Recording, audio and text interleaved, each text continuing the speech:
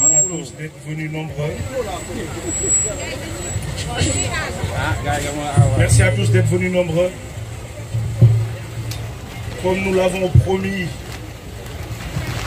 aux prisonniers sénégalais qui sont aujourd'hui tombés sous le diktat de Macky Sall, on avait fait une promesse d'être là, de rester debout jusqu'à la libération définitive de tous les détenus. Aujourd'hui, avant de commencer les amis, permettez-moi juste de dire l'insigne honneur que j'ai en tant que représentant du peuple sénégalais à l'Assemblée nationale du Sénégal.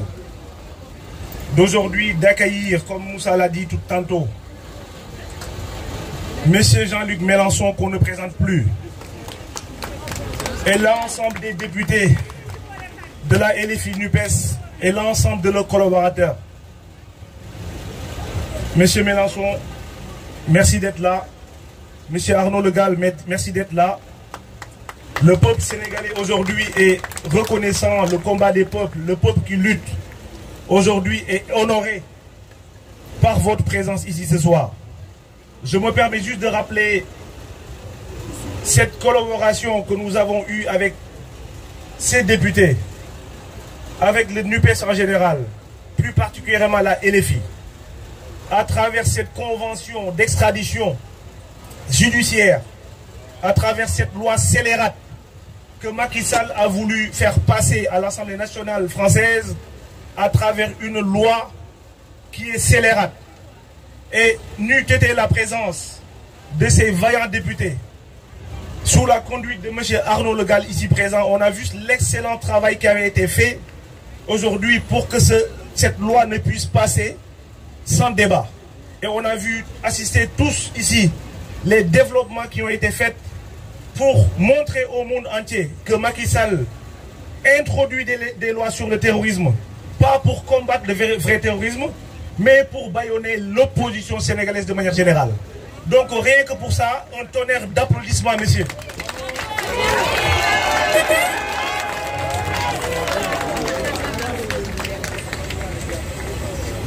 Aujourd'hui, nous sommes là pour continuer ce combat, cette lutte que nous avons entamée depuis plusieurs mois.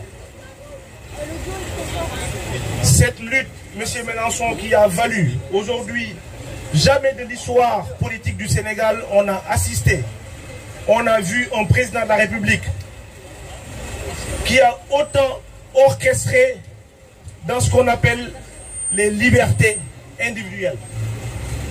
Jamais au Sénégal on a vu un président de la République qui a bafoué les libertés, les droits. Jamais on a vu quelqu'un instaurer un régime autocratique.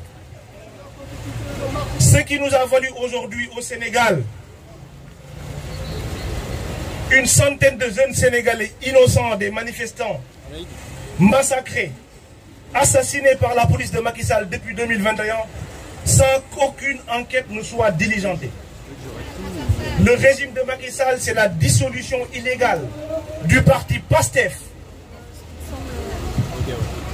Le régime de Macky Sall, c'est l'emprisonnement de 1500 détenus, parfois des enfants, depuis 2021, sur aucune base légale, sur aucune base juridique. C'est ça aujourd'hui le bilan du régime de Macky Sall, qui, dans cette perspective de s'éterniser au pouvoir, est prêt à fouler tous les droits et les libertés des Sénégalais pour s'éterniser au pouvoir. Et sa dernière retrouvaille, ça a été de piétiner ce qu'on a de plus cher, c'est la constitution sénégalaise. En voulant s'éterniser au pouvoir, en voulant prolonger son mandat de manière illégale et flagrante.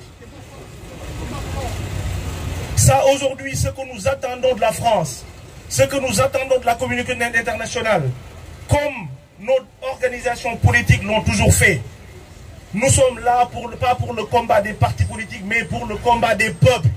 Nous sommes là pour le combat des libertés. Le combat des non-alignés, pour paraphraser M. Mélenchon.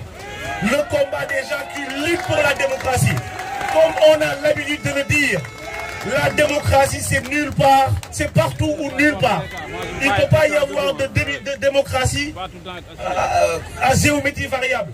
La démocratie en France, c'est la même chose qu'on voudrait dans notre pays au Sénégal. Et je veux qu'on soit clair, et ça on l'a dit même dans le cadre privé. Nous n'attendons pas des Européens de la France qu'il y ait une ingérence, comme on l'a vu dans des pays comme le Tchad. Nous n'attendons pas de la France et des pays occidentaux d'un parti pris, comme ça a été vu dans un pays comme le Mali, où on a demandé qu'il y ait des sanctions parce qu'il y a eu des putschistes. Aujourd'hui, ce qu'on a au Sénégal n'est rien d'autre qu'un coup d'État constitutionnel et Macky Sall qui s'érige en chef de tous les putschistes.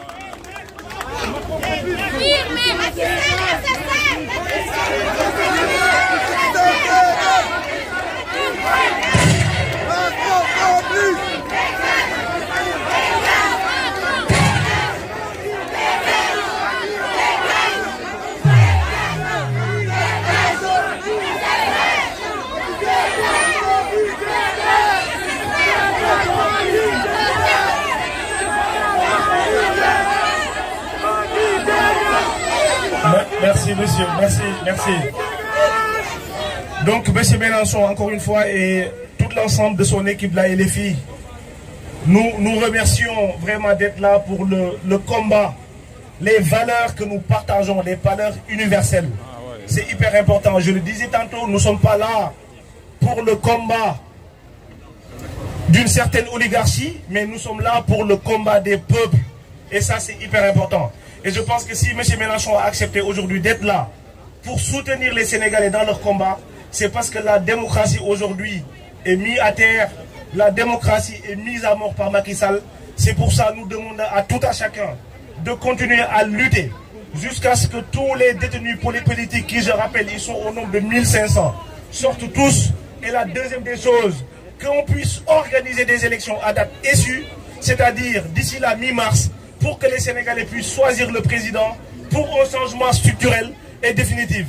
Vive le combat, vive la liberté, vive le combat des peuples et vive l'Afrique, vive le Sénégal. Merci beaucoup.